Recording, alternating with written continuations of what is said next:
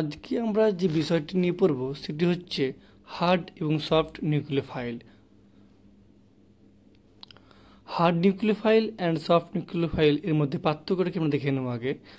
Hard nucleophile হচ্ছে কি high electronegativity and হবে কি স্মল সাইজ, আর সফট নিউক্লিওফাইলটা হবে low electronegativity and large size. আর এক্সাম্পল দেখা যাক যে fluorine, chlorine, bromine, iodine in periodic table top to bottom কী করে, যে সাইজ কী করে বৃদ্ধি পায় এবং তার ইলেকট্রোনেগেটিভিটি করে কমতে থাকে। তাহলে ফ্লোরিন, ক্লোরিন, ব্রোমিন, আয়োডিন এর মধ্যে সবচাইতে মোস্ট ইলেকট্রোনেগেটিভিটি ফ্লোরিন অ্যাটম, সবচাইতে লোয়েস্ট হচ্ছে আয়োডিন। তাহলে আমরা দেখলাম যে যার ইলেকট্রোনেগেটিভিটি সবচেয়ে হার্ড এবং সাইজ স্মল সেটা হচ্ছে হার্ড নিউক্লিওফাইল। তাহলে হার্ডেস্ট নিউক্লিওফাইল হচ্ছে ফ্লোরিন এবং সফটেস্ট নিউক্লিওফাইল হচ্ছে আয়োডিন।